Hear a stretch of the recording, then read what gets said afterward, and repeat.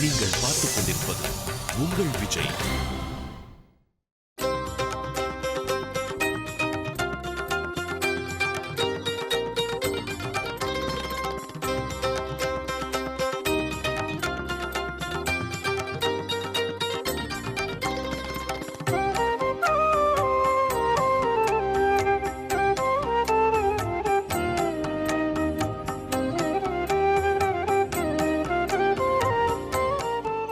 தபஸ்வினஸ்தானுவனௌகசஸ்தாம் அகாலிகீம் வீக்ஷ மது பிரவருத்திம். இந்த ஸ்லோகம் காளிதாச மகாகவி எழுதிய சம்ஸ்கிருத இலக்கியத்தின் ஐம்பெரும் காப்பியங்களுள் ஒன்றான குமார சம்பவத்தில் வருகின்றது. ஸ்தான்வாசிரமம் என்னும் உயர்ந்த க்ஷேத்திரத்தில் பரமசிவனார் அற்புதமானதொரு தவத்தை செய்து கொண்டிருக்கிறார். கேனாபி காமேன தபஸ்சார. உலகத்தில் உள்ள எல்லோரும் அவரை குறித்து தவமியற்ற வேண்டியிருக்க, தற்பொழுது பரமசிவனார் எதற்காக தவம் செய்கிறார் என்னும் ஒரு கேள்வி வரும் பொழுது, பெரியோர்களிடத்தில் நாம் எதற்கும் காரண காரியங்களை எல்லாம் கேட்டுக்கொண்டே இருக்க முடியாது. ஏதோ அவருடைய உள்மனதில் ஒன்று புரைந்திருக்கிறது. ஆகையால் அதை ஸ்தாபிப்பதற்காக தற்பொழுது பரமசிவன் தவம் செய்து கொண்டிருக்கிறார் என்று அங்கே காளிதாசன் பதில் கூறுகிறார். அப்பொழுது அவர் செய்யும் தவத்தை கலைப்பதற்காக இந்திரன் முதலான தேவர்கள் தூண்டுதலின் பேரில் மன்மதன் ஆசிரமத்திற்கு வருகிறான். ஆசிரமம் என்பது எப்படி இருக்கும்? அமைதியான சூழல், ஆரோக்கியமான சூழல். அந்த இடங்களில் காமக்ரோதங்களுக்கு துளியும் இடம் இருக்காது. மனதுக்குள்ளே அமைதி குடிகொண்டிருக்கும். ஒருத்தருக்கொருத்தர் பிரேமத்துடன் இருப்பார்கள், ஆனால் காமத்துடன் இருக்க முடியாது. மன்மதன் பரமசிவனின் தவத்தை தான் கலைப்பதற்காக தன்னுடைய சைன்யங்கள் எல்லாவற்றையும் திரட்டி கொண்டு 5 பாணங்கள், 5 புஷ்பங்கள் உடைய 5 பாணங்கள் மற்றும் வசந்த ருது, மதுமாசம் என்று இவற்றையெல்லாம் துணைக்கடைத்து கொண்டு வருகிறான். அதை கவி வர்ணிக்கும் பொழுது பாருங்கள், அகாலத்தில், இது காலமில்லாத சமயம், வசந்த ருத்து இல்லாத சமயத்தில் வசந்த ருத்து வந்தது. புஷ்போத்தியானங்கள் பூக்கார சமயத்தில் புஷ்போத்தியானங்கள் பூத்து குலுங்க ஆரம்பித்தன. புலன்களை அடக்கி தவம் செய்யக்கூடிய மகரிஷிகள் கூட தங்களை புலன்களை அடக்க முடியாமல் தவித்தனர். இதெல்லாம் மன்மத விகாரத்தின் காரணங்கள் என்று வர்ணிக்கிறார். ஆனால் நாம் இப்பொழுது பிருகு க்ஷேத்திரத்தில் ஸ்ரீவத்சகோத்திரத்தின் பிரதம ரிஷியான பிருகு மகரிஷியினுடைய பெருமைகளை அனுபவிக்கும் பொழுது பிரசன்ன திக்பாம்ஷு விவிக்தவாதம் என்று குளிர்ச்சியான காற்று வீசுகின்றது. அங்கே மனோவிகாரத்திற்காக ஏற்பட்டது, இங்கே ஆஹ்லாதத்திற்காக உண்டாயிருக்கிறது. மனதுக்குள்ளே ஒரு சந்தோஷத்தை உண்டாக்குகிறது. பெரும் தபஸ்வியான பிருகு என்னும் அந்த மகரிஷியை பற்றி கூறுகிறோம் அல்லவா? நல்ல புஷ்போத்தியானம், மாலதி, மல்லிகை, உட்டச்சம், அசோகம், புன்னாகம், பந்தூக புஷ்பம், பகபுஷ்பம் என்று பல புஷ்ப விசேஷங்கள் இங்கே மலர்ந்து மனம் வீசுகின்றன. சூரியன் தன்னுடைய கிரணங்களை மறைத்து கொண்டு நம்மீது வெயில் படாமல் ஆங்காங்கு பன்னீர் துளிகளைப் போல சாரல் மழை பொழிவித்து நம்மை மகிழ்விக்கிறான். எல்லாம் தபஸ்வியான அந்த பிருகு மகரிஷியினுடைய பெருமைக்கு தக்கதொரு சான்றாய் அமைந்திருக்கிறது. இந்த தபோவனத்தில் நாம் பிருகுவின் பெருமையை தொடர்ந்து அனுபவிக்கப் போகின்றோம். பிருகு பதனம் என்று ஒரு பிராயஷ்சித்தம் உண்டு. ஒருவர் செய்யக்கூடாததொரு தவறை செய்துவிட்டார். அந்த தவறுக்கு ஏற்ற பிராயஷ்சித்தம் என்ன? எதை செய்தால் அவர் செய்த பாபத்திற்கு பரிகாரம் உண்டாகும் என்றால், உயர்ந்த மலைச்சிகரத்திலிருந்து அவர் கீழே விழுந்து தன் உயிரை மாய்த்து கொள்ளும் பொழுது செய்த பாபத்திற்கு அது பிராயச்சித்தமாய் அமைகிறது. ஆனால் அன்பர்களே, இந்த விஷயத்தை நீங்கள் சரியாக புரிந்து கொள்ள வேண்டும். தற்கொலை என்பது வேறு, செய்யும் தவறுக்கு பிராயச்சித்தமாக சாஸ்திரங்களில் விதிக்கப்பட்ட பிருகுபதனம் என்பது வேறு. தற்கொலை அடாத செயல், இரு பாவத்திற்கு பரிகாரம். அதுபோல பிருகு சர்வஸ்வம் என்னும் ஒரு யாக விசேஷம் உண்டு. பிருகு மகர்ஷி வருணனின் பிள்ளையாகவும் பேசப்படுகிறார். பிருகுர் வைவாருணிஹி வருணம் பிதரமுபசசார என்று வேத வாக்கியங்கள் பிருகுவை வருணனுக்கு சம்பந்தப்படுத்தி பேசுகின்றன. ஆயுர்வேதம் மற்றும் ஸ்மிருதி விசேஷங்களில் பிருகு மகர்ஷியை பெருமையாக பேசுகிறார்கள். இதைவிட மிக முக்கியமான விஷயம் என்ன தெரியுமா? உலகத்தில் யார் பர தெய்வம், எந்த தெய்வத்தை நாம் வணங்குவதினால், எந்த தெய்வத்தினுடைய சம்பந்தம் நமக்கு இருப்பதினாலே, எந்த தெய்வத்தினுடைய மேன்மையை நாம் உணர்வதினாலே மோட்சத்தை அடையலாம். பரமசத்வ சமாஸ்ரயக்கா என்று ஆளவந்தார் கேட்டார். சாத்வீக தேவதா விசேஷங்களில் இல்லை இல்லை எப்பொழுதுமே சாத்வீகமாக இருக்கக்கூடியவன் யார் என்ற பொழுது பிருகு மகர்ஷி தான் அதை நிர்ணயம் செய்து வைத்தார். இனியறிந்தேன் ஈசர்க்கும் நான்முகர்க்கும் தெய்வம், இனியறிந்தேன் எம்பெருமான் உன்னை என்று அறுதியிட்டு பேசினார். பரதத்துவ நிர்ணயத்தை செய்த மகாத்மா பிருகு மகர்ஷி. அவர் இன்னருளால் தான் நமக்கு எம்பெருமானுடைய அனுகிரக விசேஷம் கிடைக்கிறது. பிரம்மதேவருடைய மானசபுத்திரர் என்பதாகவும் பிருகு மகர்ஷியை நாம் கொண்டாடுவது உண்டு. அத்தகு பிருகு மகர்ஷியினுடைய மனைவி புலோமை. அவள் சிறுவயது முதலேயே சற்றே தன் தந்தையாருக்கு அடங்காமல் இருந்த பொழுது, பெற்றோர்களுக்கு அடங்காமல் இருந்த பொழுது, அக்குழந்தையை அடக்குவதற்காக பெற்றோர்கள் விளையாட்டுத்தனமாக சொன்ன ஒரு வார்த்தை விபரீதமாகிவிட்டது. மரத்தில் ஒளிந்திருக்கக்கூடிய அசுரனை இவர்கள் அறியாமலேயே அந்த அசுரனுக்கு உன்னை பிடித்து தருவேன், அந்த அசுரனுக்கு உன்னை பிடித்து தருவேன் என்றதனால் அசுரன் புலோமையை தனக்கு ஏற்ற மனையாளாகவே நிச்சயித்து விட்டான். வேறு வழி இல்லை. பிருகுவோ தன்னுடைய தவத்தின் வலிமையினாலே அசுரனின் அடாத எண்ணத்தை தான் அறிந்து அவளை காக்கும் பொறுப்பை தனக்கு பரம சிநேகிதனாயிருக்கும் அக்னிதேவனிடத்தில் ஒப்படைத்து விட்டார். புலோமை தற்பொழுது பூரண கர்ப்பவதி. பிருகு என்னும் மகர்ஷியின் உயர்ந்த தேஜஸ் புலோமையின் வயிற்றினுள் வளருகின்றது.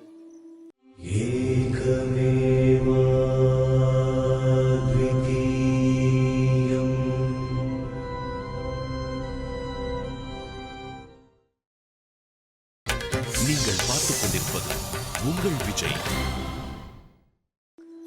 பிருகு என்பதற்கே தேஜஸ் என்பதுதான் பொருள். ஆகையால் தான் காயத்ரி மகாமந்திரத்தின் நடுவில் நாம் பர்கஹா என்னும் பதத்தை உபயோகிக்கிறோமே. அந்த பர்கஹா என்பதற்கு தேஜஸ், ஒளி, ஃப்ளேம் என்பது பொருள். இவள் பூரண கர்ப்பவதியாக இருக்கின்றாள். இன்னும் சிறிது காலத்திலேயே பிரசவிக்கக்கூடிய சந்தர்ப்பம். பிருகு தன் அனுஷ்டானத்திற்காக நதிக்கரைக்கு சென்றார். அக்னிதேவன் கண்ணும் கருத்துமாக தன் நண்பனின் மனைவியை காப்பாற்றி வருகிறார். இதுதான் சமயம் என்று நிச்சயித்த அந்த அரக்கன் ராட்சசன் பிருகுவின் ஆசிரமத்திற்குள்ளே புகுந்தான். அக்னியும் திடுக்கிட்டு போனான். புலோமையும் பயந்து விட்டாள். அரக்கன் பலாத்காரமாக அந்த பெண்மணியை தூக்கிச் செல்ல பிரயத்தனப்படுகிறான். புலோமை கதறுகிறாள். தன் கணவரின் நண்பனிடத்தில் பிரார்த்திக்கிறாள். சுவாமின், இந்த ராட்சசன் அபகரித்து செல்கிறானே, நீர் காப்பாற்ற வேண்டாமா என்றவுடன் ராட்சசன் பிடிகொடுப்பதாக இல்லை, ராட்சசனை கட்டுப்படுத்தும் திறமை அக்னிக்கு இருந்தும் அந்த சமயத்தில் விதிபலத்தினால் அக்னி வாளாயிருந்து விட்டான். அக்னி அப்படி இருந்திருக்க கூடாதுதான். ராட்சசன் கேட்கிறான் அக்னியை பார்த்து, அக்னியே, நீயே நியாயத்தை சொல்லுவாயாக. இவள் சிறுவயது பெண்ணாக இருக்கும் காலம் தொட்டு இவள் தன் தாய் தந்தையர் உன்னை அந்த ராட்சசனுக்கு கொடுத்து விடுகிறோம், அந்த ராட்சசனுக்கு கொடுத்து விடுகிறோம் என்று என்னை காண்பித்தே கை நீட்டி பேசி இருக்கிறார்களே. எனக்கு அளிப்பதாகத்தானே அவர்கள் சொன்னார்கள். இப்படி நான் அவளுக்காக காத்து கொண்டிருக்கும் சமயத்தில் யாரோ ஒரு மகரிஷி வந்து இப்பெண்ணை கரம் பிடித்தது எந்த விதத்தில் நியாயமாகும்? தேவர்களில் நீர் ஒருவர்தானே, நீர் நியாயத்தை பேச வேண்டும் என்று கேட்டான். அக்னியோ என்ன சொல்வது என்பது தெரியாமல் திகைக்கிறார். ஏனென்றால் பிருகு இப்பெண்ணை சாஸ்திர முறைப்படி, அன்பர்களே நன்கு கவனித்து பார்க்க வேண்டும், விதிப்படி ஹோமங்கள் செய்து அவள் கைப்பிடிப்பதற்காக எந்த விதமான மந்திரங்கள் வேதங்களில் சொல்லப்பட்டிருக்கிறதோ அது போன்ற மந்திரங்களை எல்லாம் சொல்லி வேதம் வல்லார்களை கொண்டு பல மகரிஷிகள், மகாத்மாக்கள், ஞானிகள், சித்தர்கள் இவர்கள் எல்லோரும் வந்து வாழ்த்து சொல்ல, அக்ஷதை தூவி ஆசீர்வாதம் செய்ய, அம்மி மிதித்து அருந்ததி பார்த்து என்பதாக எல்லா வைதிக கர்மானுஷ்டான பிரக்கிரியையில் இந்த பெண்ணைத்தான் மனம் புரிந்திருக்கிறார். ஆனால் சிறுவயது முதற்கொண்டே இந்த அரக்கனுக்குத்தான் என்று பெற்றோர்கள் விளையாட்டுத்தனமாக சொல்லி வைத்து விட்டார்கள். இப்படி இரண்டு விதத்திலும் ஆராய்ந்து பார்க்கும் பொழுது இதில் எது சரியான விஷயம் என்பதை தீர்மானிக்க முடியாமல் அக்னிதேவன் திகைத்துக் கொண்டிருக்கிறான். பல முறை தனக்குள்ளே ஆலோசித்து பார்த்து கொண்டிருக்கிறார். இவ்வளவு காலம் இவர் இரண்டு பக்கத்தில் இருக்கக்கூடிய நியாய அநியாயங்களை சீர்தூக்கி பார்க்கும் காலபரியந்தமா ராட்சசன் காத்து கொண்டிருப்பான். அதுவரையிலும் அவன் பொறுமையாக இருப்பான். அப்படி இருந்தால் அடுத்த நொடியில் பிருகு மகரிஷி அங்கே வந்தால் இவன் கதி என்ன ஆகும் என்பதை ராட்சசன் அறியாதவனா? ஆகையால் அக்னி ஆலோசித்துக் கொண்டிருக்கும் அதே சமயத்தில் ராட்சசன் புலோமையை தூக்கி கொண்டு ஓட ஆரம்பித்தான். ஓ என்று பெருங்குரல் இட்டு அந்த பெண்மணி கதறுகின்றாள். என்னை காப்பாற்றுங்கள், என்னை காப்பாற்றுங்கள் என்றாள். அவளை தன் தோளில் தூக்கி கொண்டு பூரண கர்ப்பவதியான நிறைமாத கர்ப்பிணியான அந்த பெண்ணை தன் தோளில் தூக்கி கொண்டு இவன் ஓட ஆரம்பிக்க ஒரு மாபெரும் விபரீதம் விளைந்தது. மாபெரும் விபரீதம் விளைந்தது. ஆம், அந்த பெண் அதே க்ஷணத்தில் அந்த நொடியிலேயே பிரசவித்தாள். புலோமையின் கர்ப்பத்திலிருந்து தேஜோம்சத்துடன் கோட்டி சூரிய சமப்பிரபனான ஒரு பிள்ளை உடனேயே ஜனித்தது. பிருகுவினுடைய வீரியம் அல்லவா? பிருகுவினுடைய வம்சம் அல்லவா? அதன் பெருமை சொல்ல முடியுமா? அது பிறந்த தற்க்ஷணத்திலேயே, அந்த பிறந்த நொடியிலேயே அந்த குழந்தையினுடைய தேஜஸினாலே ராட்சசன் சுட்டு பொசுக்கப்பட்டான். அவ்வளவுதான். ஒரு நொடியில் அந்த குழந்தை தன்னுடைய தேஜஸினாலே அந்த ராட்சசனை பஸ்மமாக்கியது, தன் தாயை காப்பாற்றியது. ஆனால் புலோமை இதை எதையும் அறியமாட்டாள். ஏனென்றால் அவள் பிரசவித்த வேதனையில், அதுவும் அசுரன் தூக்கிச் சென்ற பயத்தினாலேயும் மயக்கத்தினாலேயும் விழுந்து கிடக்கிறாள். அவள் வயிற்றிலிருந்து வந்த குழந்தை அங்கே இருக்கிறது. இருவருமே வீதியில் இருக்கிறார்கள். எதிரில் ஒரு சாம்பல் குவியல், அதுதான் அரக்கனுடையதான அந்த உடல் சரீரம் சாம்பலாக்கப்பட்டு விட்டது. தன் தாயாரை கருவில் இருந்த பொழுது, அடுத்த நொடி கருவிலிருந்து வெளியில வந்த பொழுது இக்குழந்தை காப்பாற்றியது என்றால் இதன் தவத்தின் பெருமைக்கு நாம் வேறொரு சான்று, வேறொரு அடையாளத்தை தேட வேண்டுமா? யோசித்து பாருங்கள். தவத்தின் வலிமை, தவத்தின் சீர்மை. இதில் நாம் மற்றொரு விஷயத்தை ஆராய்ந்து பார்க்க வேண்டும். அதாவது இக்குழந்தை தாயினுடைய கர்ப்பத்திலிருந்து வெளியில் வந்திருக்கிறது. இதை பார்த்தான் ராட்சசன். அடுத்த நொடியில் அவன் பஸ்மமாக்கி விட்டான். இந்த தேஜஸ் தாயை கொளுத்த வேண்டுமா அல்லவா? தாயை கொளுத்திருக்க வேண்டுமே? இல்லையே, தாயை கொளுத்தவில்லையே. தன் தாய்க்கு தீங்கி நினைத்த அசுரனை என்றோ அது கொளுத்தியது. சீதாதேவி அசோகவனத்தில் இருந்த பொழுது ஆஞ்சநேய சுவாமி சீதையை பார்க்க வந்தார் ராமதூதனாக. ராமநாமாங்கிதமான மோதிரத்தை பிராட்டினிடத்தில் அளித்து அந்த பிராட்டிக்கு ஆறுதல் கூறிவிட்டு, சரி இவ்வளவு தூரம் வந்ததுதான் வந்தோம், சென்று அந்த ராவணனை பார்த்துவிட்டு செல்லலாமே என்பதாக நினைத்து அசோகவனத்தை அட்டகாசம் செய்து அழிக்க ஆரம்பித்தார். அசோகவனம் அழிய ஆரம்பித்தது. உடனே மற்ற அரசகுமாரர்கள் வந்தார்கள். குறிப்பாக அக்ஷகுமாரன் வந்தான். அந்த அக்ஷகுமாரனை தரையோடு தரையாக தேய்த்து துவையலாக்கி கொன்றொழித்தார். பிறகு இந்திரஜித் பிரம்மாஸ்திர பிரயோகத்தை செய்தான். ஆஞ்சநேயர் பிரம்மா கொடுத்த வரபலத்தினாலே அந்த அஸ்திரத்திற்கு தான் கட்டுப்பட்டு சற்றே அமைதியாக இருந்தார். ராவணனை பார்ப்பதற்கு இது ஒரு சந்தர்ப்பம் என்று. அதுபோன்றே ராவண சபைக்கு அனுமான் கட்டி இழுத்துச் செல்லப்பட்டார். அங்கே இவருக்கு என்ன தண்டனை கொடுக்க வேண்டும் என்ற ஒரு மந்திராலோசனை செய்யப்பட்டது. விபீஷணனின் கூற்றின்படியாக குரங்குகளுக்கு மிகவும் முக்கியமான பிரதேசமான கபீனாம் லாங்கூலம் பிரதானம் என்னும்படியாக அவருடைய வாலில் நெருப்பு வைக்கப்பட்டது.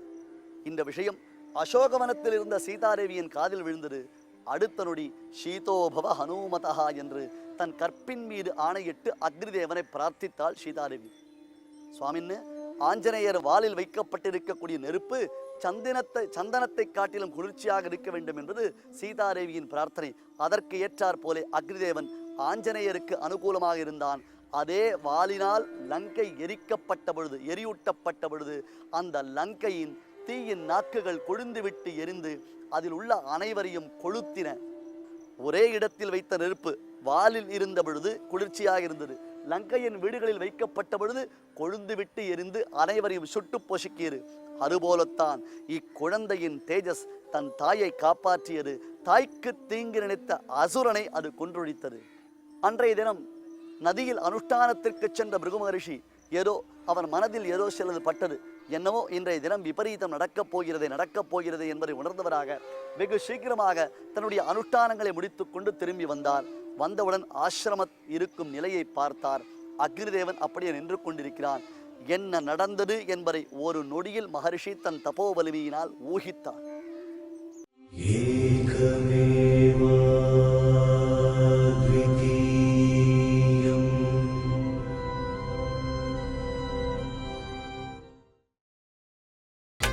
நீங்கள் பார்த்துக் கொண்டிருப்பது உங்கள் விஜய். இப்பொழுது அவர் முக்கியமாக கவனிக்க வேண்டிய விஷயம் என்ன? பூரண கர்ப்பவதியான, நிறைமாத கர்ப்பவதியான தன் மனைவி எங்கே? அவளை அசுரன் தூக்கிச் சென்றிருக்கிறானே, அவளை பார்க்க வேண்டுமே என்பதாக நினைத்து அவர் செல்லும் வழியிலேயே கோபத்தினால், உன்னை நம்பி ஒரு பொறுப்பை ஒப்படைத்தேனே, ஆராய்ச்சி செய்கிறேன், இது சரியா அது சரியா என்று சீர்தூக்கி பார்க்கிறேன் என்று வாளாயிருந்து என் மனைவியை மற்றவர் தூக்கிச் செல்லும்படியாக வைத்தாயே, அக்னிதேவனே, இனி நீ சர்வபக்ஷகனாவாய், எதையும் கண்டதையும் தின்பவனாவாய் என்று கொடியதொரு சாபத்தை அளித்து விட்டுத்தான் சென்றார். இந்த சாபம் இப்பொழுது அக்னிக்கு ஏற்பட்டது. இதனால் என்ன செய்வது என்பது தெரியாமல் அக்னிதேவன் திகைத்து விதிர்த்து போனான். அதற்குள்ளாக தாயும் சேயும் நலமாக இருப்பதைக் கண்டு மகரிஷி அவர்களை தன்னுடைய ஆசிரமத்திற்கு அழைத்து வந்து இருவருக்கும் உபசாரங்கள் செய்து முடித்தார். அதே சமயத்தில் அக்னிதேவனுக்கு ஏற்பட்ட இந்த சாபத்தை கேள்விப்பட்ட பிரம்மதேவர் பிரம்மலோகத்திலிருந்து ஓடோடி வந்தார். ஒரு புறம் தேஜஸில் சிறந்தவரான பிருகு, மற்றொரு புறம் தேஜஸிற்கெல்லாம் காரணமாய் விளங்கும் அக்னி தற்பொழுது பெற்ற சாபத்தினாலே ஒளி குன்றியவனாய் நிற்கிறான். இவர்கள் இருவருமே பிரம்மாவிற்கு வேண்டியவர்கள் தான். பிரம்மா யார் புறத்து தீர்ப்பு சொல்ல முடியும்? அக்னி பட்சபாதமாக சொல்ல முடியுமா, அல்லது பிருகுவின் பட்சபாதமாக சொல்ல விடுமா?